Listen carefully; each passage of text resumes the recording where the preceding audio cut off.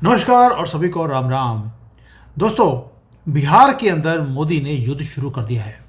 पूरी सेना को, अपनी जो सेना है उसको बिहार में उतार दिया, क्योंकि बिहार जीतना ज़रूरी है। वैसे तो सभी स्टेट ज़रूरी हैं, लेकिन बिहार इंपॉर्टेंट बनता क्यों है ये समझना पड़ेगा। क्योंकि अगर बिहार गिरा तो आप देख लीजिए कि नेपाल के थ्रू जिहादियों का इन्फ्लक्स इतना ज़्यादा बढ़ा दिया जाएगा कि आपको जीना मुश्किल हो जाएगा। और बिहार गया तो वेस्ट बंगाल भी गया, और ये दो स्टेट्स का मतलब है कि जो बांग्लादेशी हैं, यही जो इलीगली यहाँ पर आते हैं, उनका गंध वो इंक्रीज हो जाएगा। इसलिए मुसलमान एरिया के अंदर जो गेम को पलटना वो बहुत ज़्यादा ज़रूरी है। और बिहार में मोदी ने सेना को इसलिए उतारा।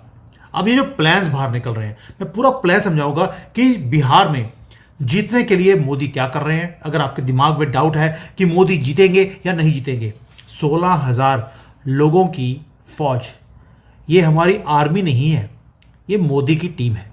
उसमें आप मोदी की टीम बोल दीजिए, आप आरएसएस बोल दीजिए, आप कुछ भी बोल दीजिए, लेकिन 16,000 वॉलंटियर मतलब कि फौज के लोग, वो अगर स्टेट में जाएंगे, जो सोशल मीडिया यूज नहीं कर रहे, टीवी की एड यूज नहीं कर रहे, सिर्फ पर्सन टू पर्सन पॉलिटिकल जो कनेक्शन है वो कर रहे हैं। और यही फॉर्मूला मोदी ने किया पहले दिल्ली में।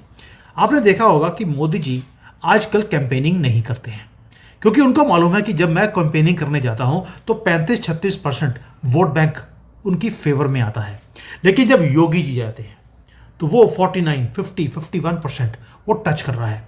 दिल्ली में हमने देखा यही फॉर्मूला। वहां पर क्या हुआ था, हरियाणा देख लीजिए, दिल्ली देख लीजिए, महाराष्ट्र देख लीजिए, सारे एग्जिट पोल बोल रहे थे कि कांग्रेस की गंदी सरकार यहां बनने वाली है।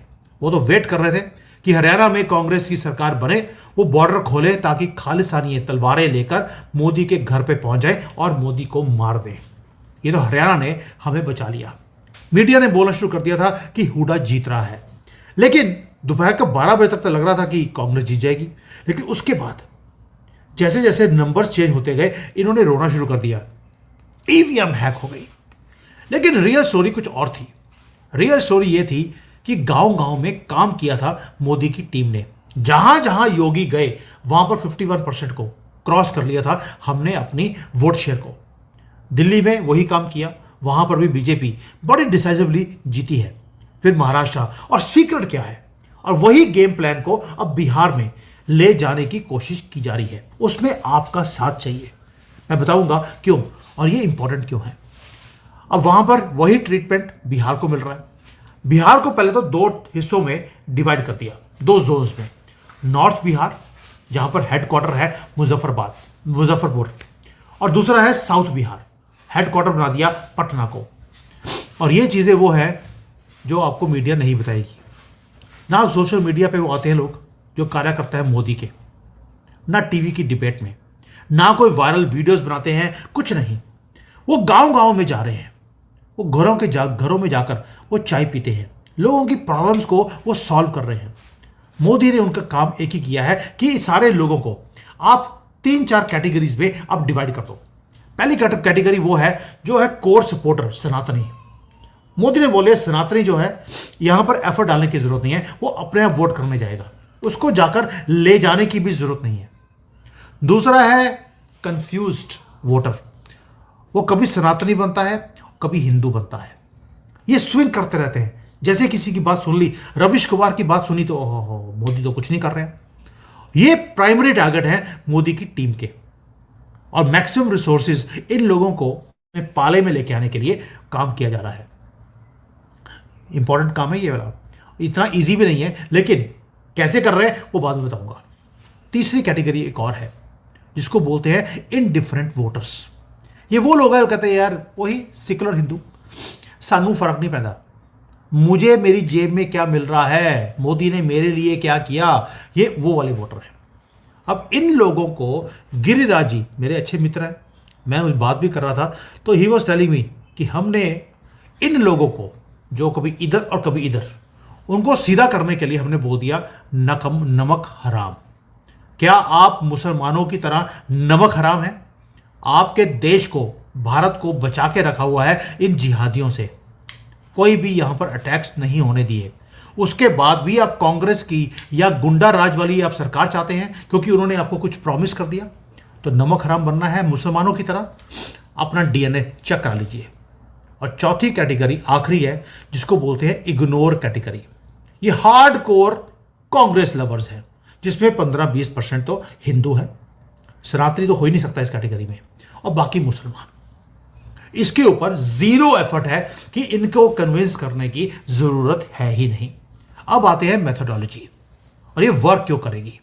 जो वॉलंटियर्स हैं मोदी के, वो क्या कर रहे हैं, वो गांव में जाते हैं, वहां पर इलेक्शंस की बात नहीं, वोट की बात नहीं, कुछ नहीं, वो पूछते हैं आपकी दिक्कत क्या है। अब फार्मर की दिक्कत क्या होती है कि पानी नहीं आ रहा, बिजली नहीं आ रही। बिजली तो आ रही है आजकल, 24 घंटे आ रही है, लेकिन उसकी दिक्कत ये होती है कि उसके गांव, उसका जो खेत है, उसके पास जो स्ट्रीट लाइट है, वो स्ट्रीट लाइट का बल्ब खराब है, कुछ सुनने वाला है नहीं। वॉलंटियर जो मोदी के हैं वो जाते हैं, सुनते हैं, उसके बाद उसके प्रॉब्लम्स को वो सॉल्व करते हैं। वो अधिकारियों के पास जाएंगे, खुद करना पड़ेगा, खुद करेंगे। वाटर कनेक्शन की प्रॉब्लम है, करवा के देंगे। बैंक अकाउंट नहीं खुल रहा, वो करवा के देते हैं। तो जो पर्सन टू पर्सन जब वो कनेक्ट बनता है, वो बात आदमी जो वॉलंटियर मोदी का है वो बन जाता है फैमिली मेंबर। उसके बाद कोई भी आके कुछ भी प्रॉमिस करे, उसकी प्रॉमिस चलती नहीं है। उसके बाद एक ही होता है कि जी ईवीएम हैक हो गया। यस, ईवीएम हैक हुआ।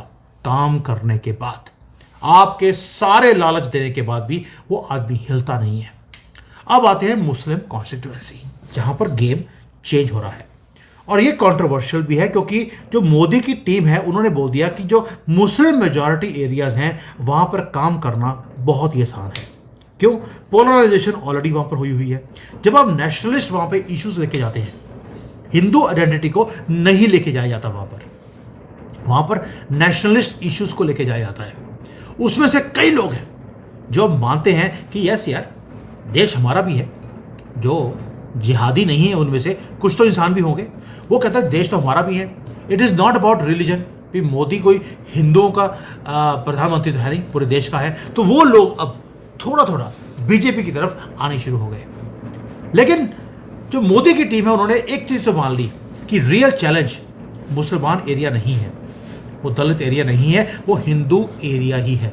सनातन एरिया में दिक्कत नहीं है, हिंदू एरिया में है, जहां पर अभी भी वो कास्ट पॉलिटिक्स, यादव, राजपूत, इनकी लड़ाइयों में पड़े हैं। हिंदू आइडेंटिटी में आने को तैयार ही नहीं है। मतलब कि वो राहुल गांधी के साथ बंदर वाली टोपी और बकरी वाली दाढ़ी लगाने को तैयार है, लेकिन अपने आप को हिंदू बोलने के लिए वो तैयार नहीं है।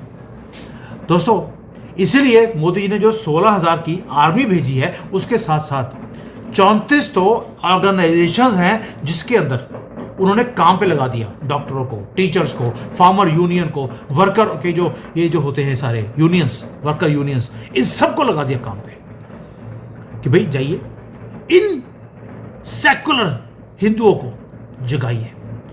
हर विलेज में, हर गांव में, हर जगह पर 15-15, 20-20 लोगों का ब्लॉक जाके वो जाके इन लोगों से मीटिंग कर रहा है। वर्चुअल मीटिंग नहीं है, फिजिकल मीटिंग्स है। 100 से ज्यादा मीटिंग्स पर वीक इन लोगों के पास जाके हो रही हैं, ताकि जो कास्ट, जो सेंसस है, इसके बीच में से बाहर निकला जाए।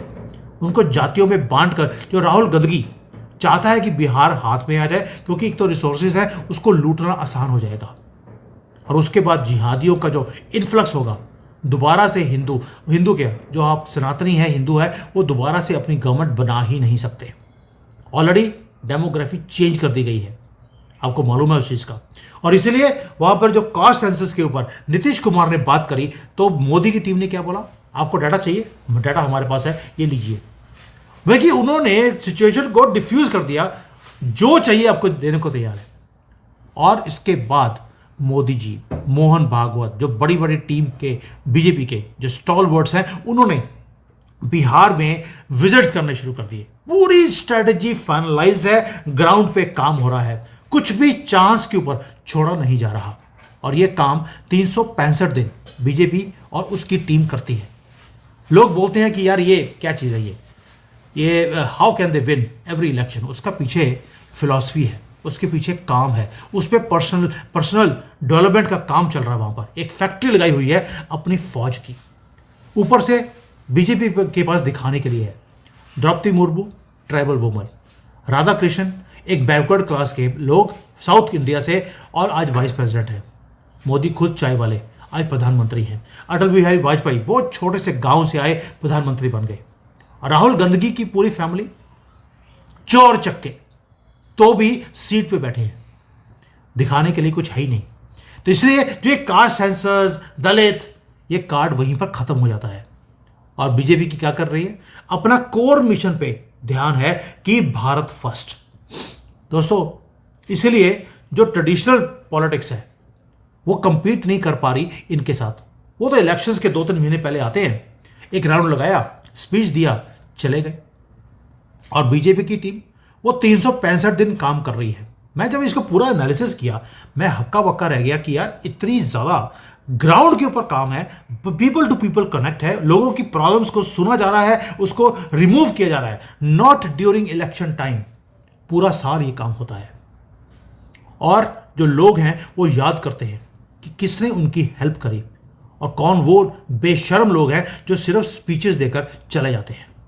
भाई प्रॉमिस किया था 1-1 लाख रुपए दूंगा मैं हर वुमन को, दे दिया क्या? सारे जो किसान हैं उनके मैं लोन माफ़ कर दूंगा, राजस्थान में बोला, हिमाचल में बोला, कर्नाटका में बोला, एक का भी माफ़ किया? कुछ भी नहीं। उल्टा बिजली के रेट बढ़ा दिए, बसों के रेट बढ़ा दिए और चूसना शुरू कर दिया उस स्टेट्स को। दोस्तों, इसलिए बोल रहा हूं कि जो काम हो रहा है मोदी की टीम का, मुझे लगता है इस बार बिहार बीजेपी की टीम ले जाएगी। काम आसान नहीं है, पोलराइजेशन ऑलरेडी बहुत ज़्यादा हो चुकी है। और ये जो सारे के सारे ऑपोजिशन वाले हैं, ये इकट्ठे होकर, वैसे इकट्ठे नहीं है, आपस में लड़ रहे हैं। लेकिन अगर मैं हरियाणा, दिल्ली, महाराष्ट्र, जहां पर गेम को चेंज किया गया, नॉट ईवीएम को हैक किया, गेम को चेंज किया ग्राउंड पे ऊपर काम कर कर, कांग्रेस ने पूरी कोशिश करी कि सारी चीजों को चेंज किया जाए, नहीं कर पाए। कांग्रेस वाले तो इलेक्शन से पहले उन्होंने अपने कैबिनेट के पोर्टफोलियो तक बांट दिए थे। हुडा ने तो यह भी अनाउंस कर दिया था कि फाइनेंस मिनिस्टर कौन बनेगा। वैसे ही जैसे 2019 में भी पूरे कैबिनेट सेंटर की राहुल गांधी ऑलरेडी डिक्लेयर कर चुका था कि मेरा मंत्री कौन बनेगा, होम मिनिस्टर कौन होगा, अखिलेश यादव को बना रहे थे। और उसके बाद वही जो स्लिप थी मुंह पे थप्पड़ों की तरह लग रही थी इनको। और मोदी की टीम गांव गांव में जाकर बूथ बाय बूथ साइलेंटली वहां पर लोगों से काम कर रहे हैं। इसको बोलते हैं ईवीएम हैकिंग। जब अपोजिशन बोलती है कि ईवीएम हैक हो गया, आई एग्री विद दैम, लेकिन काम किया है उसके बाद। क्योंकि राहुल गांधी और उसकी जो पूरी टीम है वो ट्विटर के जंगल में फंसी हुई है।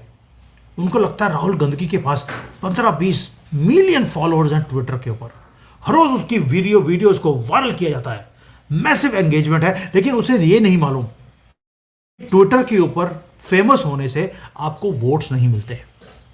मोदी ये चीज को समझते हैं, सोशल मीडिया में प्रेजेंस इंपॉर्टेंट है, बट मोदी की टीम ट्विटर के ऊपर इलेक्शंस को जीतने की कोशिश नहीं करती। वो गांव में जाकर, लोगों के पास जाकर वहां पर वो जीतते हैं। तो ये जो चीजें उन्होंने इंप्लीमेंट करी हैं इस बार बिहार में, ये आप पता लगेगा कि क्या बिहार के लोग जो डेवलपमेंट का काम मोदी जी ने पूरे देश में किया है, क्या उसको एक्सेप्ट करते हैं, या जो कास्ट सेंसस, जो ये कास्ट का, जातिवाद का जो स्यापा है जो राहुल गांधी रोज लेकर बैठता है, मुसलमानों को नहीं बोलता तुम्हारे यहाँ पर 72 तरह के जातियां हैं, उनको नहीं बोलेगा, उनको मुसलमान बोलेगा, आपको जातियों में बांट दिया। क्या बिहार के लोग उसी में फंस जाएंगे? ये क्वेश्चन अब बिहारियों के ऊपर है, जो बिहार के लोग अभी सुन रहे हैं। I really want an answer. क्या आपको तेजस्वी यादव का जैसा गुंडा, जो गुंडा राज लेकर आएगा, क्या वो चाहिए? क्या आपको राहुल गांधी जैसा आदमी चाहिए जो सिर्फ गंदगी के सिवाय और कुछ कर नहीं सकता? या आपको भी डेवलपमेंट चाहिए पूरे देश में जैसे हो रही है वैसे क्या आपको चाहिए? ऑपोजिशन नर्वस है, उनको मालूम है कि मोदी ने क्या कर दिया। और मैं पहले बोला आपको, बिहार बहुत ज़्यादा इंपॉर्टेंट है, वरना कल को आप वेस्ट बंगाल भी आपके हाथ से चला जाएगा। क्या आप चाहते हैं कि ये जिहादियों के लिए रास्ता दोबारा से खोल दिया जाए?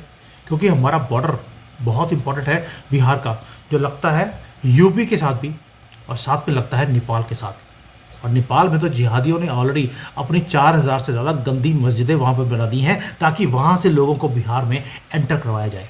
वो मस्जिदें तोड़ी जा रही हैं वैसे तो, लेकिन ये अगर ट्रेंड आप चाहते हैं कि बिहार के अंदर भी ये कंटिन्यू रहे, नाउ आपका बिहार आपके हाथ में।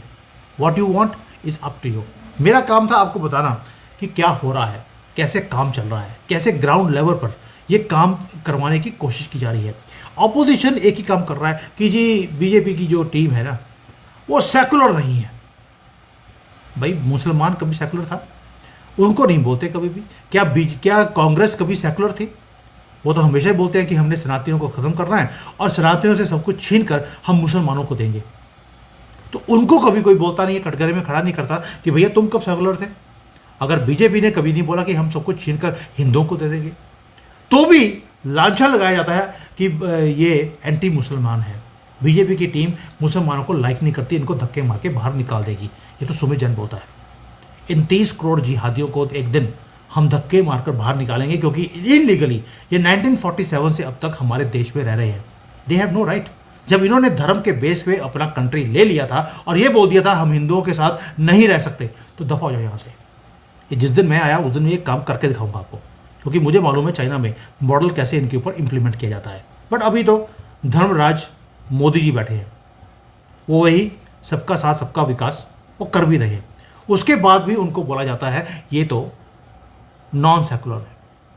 एनीवेज, जो वहाँ पर हो रहा है काम ग्राउंड के ऊपर, ये टेस्ट है बिहार का, क्योंकि बिहार मेरे हिसाब से इतना ज़्यादा इंपॉर्टेंट है क्योंकि इसकी इम्प्लीकेशंस बहुत ज़्यादा हाई हैं। बिहारियों, 1 महीना रह गया आपका इलेक्शंस का। Please understand what is happening at the grass root levels. अगर आप उसी चीज़ में फंस गए, जैसे उन्होंने बोल दिया हर फैमिली में मैं एक गवर्नमेंट की जॉब दे दूंगा, आपको लगता है कि पॉसिबल है? प्रॉमिसेस उन्होंने पिछले 30 साल पहले भी उसके बाप ने दिए थे, अब ये दे रहा है। और ये ऐसा गुंडा राज लेके आएगा कि आप इस स्टेट में रहना भी आपके लिए पॉसिबल नहीं रहेगा। जैसे केरला में, वेस्ट बंगाल में, नॉर्थ ईस्ट में, कश्मीर में आपको भागना पड़ा, अब बिहार का भी यही नंबर होगा।